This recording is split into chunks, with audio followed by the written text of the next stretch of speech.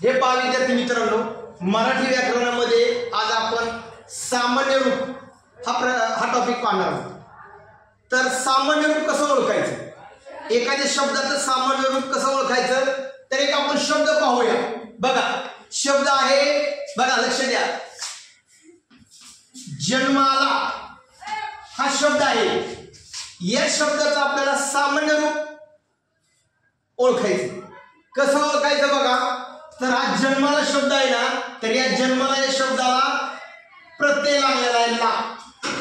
आता ला हा प्रत्यय विभक्तीमध्ये कशामध्ये येतो, तर द्वितीय आणि चतुर्थीमध्ये ला हे शब्द येतो. उदाहरणार्थ स लाते, द्वितीय मध्ये सुद्धा स लाते येते आणि चतुर्थीमध्ये सुद्धा स लाते येते. मग प्रत्ययाच्या अगोदरचा शब्द हे सामान्य रूप असतं. बघा कसं, मग या जन्माला याचा हा प्रत्यय काढल्यानंतर जो शब्द उरतो त्याला सामान्य रूप म्हणायचं. मग बघा जन्मा, जन्मा हा शब्द सामान्य रूप आहे. आपण प्रत्यय काढलाय. दुसरे एक उदाहरण घेऊया आपण, बघा म्हणजे तुमच्या लक्षामध्ये येईल. बघा झोपडीत,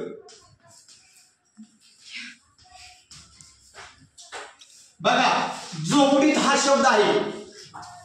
तर या झोपडीत या शब्दात त हा प्रत्यय आलेला आहे आणि त हा प्रत्यय विभक्तीमध्ये सप्तमीला येतो. विभक्तीच्या सप्तमी प्रकारामध्ये त हा प्रत्यय आलेला आहे.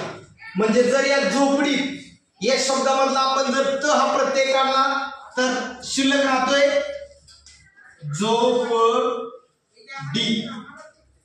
हे सामान्य रूप आहे. जन्माला या शब्दाचं सामान्य रूप आहे जन्म. झोपडीत या शब्दाचं सामान्य रूप आहे झोपडी. म्हणजे प्रत्ययाच्या अगोदरचा शब्द असतो ना, ते सामान्य रूप असतं शब्दाचं. ओके, समजलं? ओके.